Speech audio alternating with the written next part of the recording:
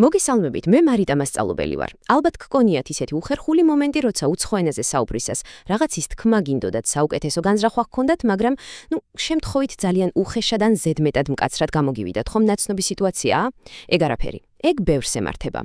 ზუსტად ამიტომ დღევანდელ განმართებით მიმოხილვაში ვისაუბრებთ იმაზე, თუ როგორ გამოვხატოთ აზრი, დავეთანხმოთ ან პირიქით, უარყოთ სხვისი მოსაზრება ინგლისურ ენაზე, ისე რომ კონფლიქტში არ შევიდეთ. ენა ხომ პირველ რიგში ურთიერთობების დასამყარებლად გვჭირდება, არა? ხო და მოდით ვისწავლოთ, როგორ ავიმაღლოთ დონე და მარტივი ფრაზებიდან როგორ გადავიდეთ მართლაც დახვეწილ დიპლომატიურ ინგლისურზე. მოკლედ, აი რას გავაკეთებთ დღეს. ჩვენი ეს პატარა ლინგვისტური მოგზაურობა რამდენიმე ეტაპს გაივლის. ჯერ დავიწყებთ პირველი დონით, ანუ A1, A2-ის მარტივი და პირდაპირი ფრაზებით, მერე გადავალთ მეორე დონეზე, ესეა B1, B2-ის თავაზიანობა და ნიუანსები. ამის მერე მივახწევთ ნამდვილ ბოსის დონეს, C1-ის და ხვეწილობასა და დიპლომატიას, ბოლოსკენ გაგიზიარებთ რამდენიმე პროფესიონალურ რჩევას და როგორც ყოველთვის დაგემშვიდობებით ერთი ძალიან საინტერესო ფინალური გამოწვევით. აბა, დავიწყოთ. დავიწყოთ პირველი დონით. A1 და A2, სადაც მთავარია მარტივი და პირდაპირი კომუნიკაცია. იცით, ამ ფუნდამენტურ ეტაპზე ჩვენი მთავარი მიზანი უბრალოდ ისაა, რომ ჩვენი სათქმელი როგორმე გასაგებად მივიტანოთ თანამოსაუბრემდე. აქ მთავარია უბრალოდ თამამად დავაფიქსიროთ აზრი და დიდად არ ვინერვიულოთ რთულ გრამატიკაზე. აზრის გამოსათქმელად სრულიად საკმარისია ვთქვათ პირდაპირი I think ან I like. თუ ვეთანხმებით, ვამბობთ მარტივად yes ან I agree. თუ არ ვეთანხმებით no ან I don't think so. ეს ფრაზები თავის საქმეს მშვენივრად ასრულებენ. ისინი ზუსტად გადმოსცემენ თქვენს პოზიციას ყოველგვარი ზედმეტი გართულების გარეშე. აი, წარმოიდგინეთ ასეთი სიტუაცია, მეგობარი გეკითხებათ, მოგწონთ თუ არა ფილმი. თქვენ კი პასუხობთ yes, I like it. გრამატიკულად ეს აბსოლუტურად სწორია, შინაარსიც სრულიად ნათელია, მაგრამ მოდით ვაღიაროთ, რომ ცოტა მშრალია რა. ასეთ პასუხს რაღაცნაირად აკლია სიღრმე და დიალოგის გაგრძელების სურვილს კლავს. უფრო მეტად მშრალი ფაქტის დადასტურებაა, ვიდრე ნამდვილი საუბარი. სწორედ ამიტომ გვჭირდება ცოტა წინ წაწევა და შემდეგ დონეზე გადასვლა. გადავიდეთ მეორე დონეზე. B1 და B2. აქ უკვე შემოდის თავაზიანობა და ენობრივი ნიუანსები.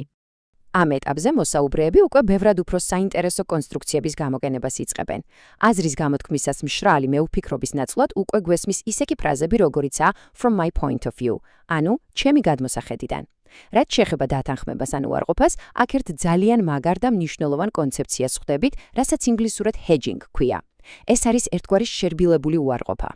სანამ განსხვავებულ პოზიციას დააფიქსირებთ, ჯერ იყენებთ ფრაზებს, როგორიცაა I see what you mean, ან I see your point, but. ეს მართლა არაჩვეულებრივი ტაქტიკაა. რატომ? იმიტომ რომ ეს აჩვენებს დიდ პატივისცემას მეორე ადამიანის აზრის მიმართ, სანამ თქვენს კონტრარგუმენტს ეტყოდით. ახლა დააკვირდით, როგორ მუშაობს ეს პრაქტიკაში. წარმოიდგინეთ, კოლეგა გეუბნებათ, რომ პროექტი ორშაბათს უნდა დაიწყოს. რომ უპასუხოთ პირდაპირ no, I am busy, ხომ ხდებით საკმაოდ მკაცრი და არაკოლეგიალური იქნებოდა. ამის ნაცვლად პასუხს ვიწყებთ შერბილებით. I see your point, but. ხვდები, რასაც ამბობ, მაგრამ და რაც ყველაზე მთავარია, საუბარი სრულდება ძალიან კოლაბორაციული ალტერნატიული შეთავაზებით. Can we do Tuesday instead? სამშაბათს ხომ არ გვეცადა? დამეთანხმებით, ეს ეფექტური და პროდუქტიული კომუნიკაციის უმაგრესი მაგალითია. და აი მივედით მესამე, ანუ ბოსის დონეზე. C1 ეს არის სრული დახვეწილობა და დიპლომატია ინგლისურ ენაში. ამ უმაღლეს საფეხურზე თქვენი ლექსიკა უკვე სერიოზულ დიპლომატიას სახავს. უბრალო I think-ის ნაცვლად ვიყენებთ ისეთ წონად ფრაზებს, როგორიცაა I am of the conviction that. მე ღრმად ვარ დარწმუნებული რომ. ახლა წარმოიდგინეთ, რა შთამბეჭ დავილა, როცა პირდაპირი yes-ის ნაცვლად ამბობთ მაგარ იდიომას.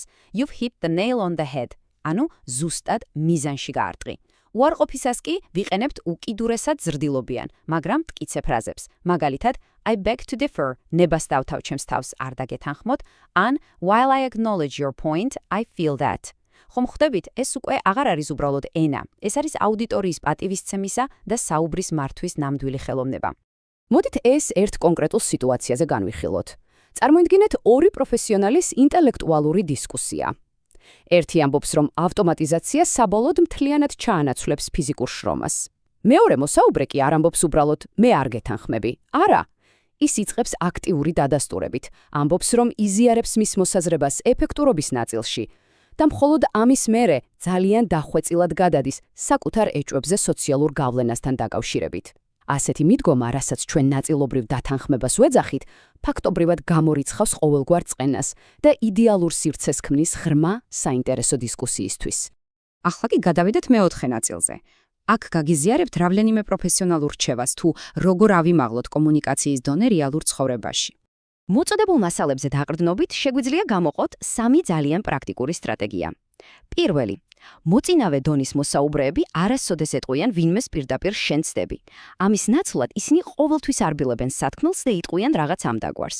I'm not entirely convinced, ანუ თლად დარწმუნებული არ ვარ. მეორე სტრატეგია არის აქტიური მოსმენა. სანამ საკუთარ აზრს გამოთქვამთ, ჯერ გაიმეორეთ თანამოსაუბრის პოზიცია. უთხარით, So, you're saying that, ანუ თქვენ ამბობთ რომ ეს ადამიანს აგრნობინებს რომ მართლა უსმენთ. და მესამე, ყველაზე მთავარი ოქროს წესი. ყოველთვის აუცილებლად მოერგეთ იმ გარემოს და კონტექსტს, რომელშიც იმყოფებით. კონტექსტი მართლაც ყველაფერს წყვეტს. მაგალითად, თქვენს ახლო მედობარს ყოველდღიურ საუბარში ხომ არასდროს ეტყოდით ისეთ ზედმეტად ოფიციალურ ფრაზას, როგორიცაა I beg to differ. აბსურდულია, ხომ? ასეთ დროს ბევრად უფრო ბუნებრივია უთხრათ fair enough ან I'm with you on that. და პირიქით, უბრალო fair enough ნამდვილად არ გამოგადგებათ მკაცრ აკადემიურ დებატებში ან მნიშვნელოვან ბიზნეს შეხვედრაზე. იქ I would argue that გაცილებით უფრო შესაფერისი, დამაჯერებელი და პროფესიონალურია. ჩვენი განმარტებითი მიმოხილვის ბოლოს მინდა ერთი პრაქტიკული და საინტერესო გამოწვევა დაგიტოვოთ. აი წარმოიდგინეთ ასეთი სიტუაცია. მეგობარი ძალიან გადაჭრით გეუბნებათ, რომ ინგლისურის სწავლა მხოლოდ მოგზაურობისთვისაა სასარგებლო და სხვა არაფერში გამოგადგებათ.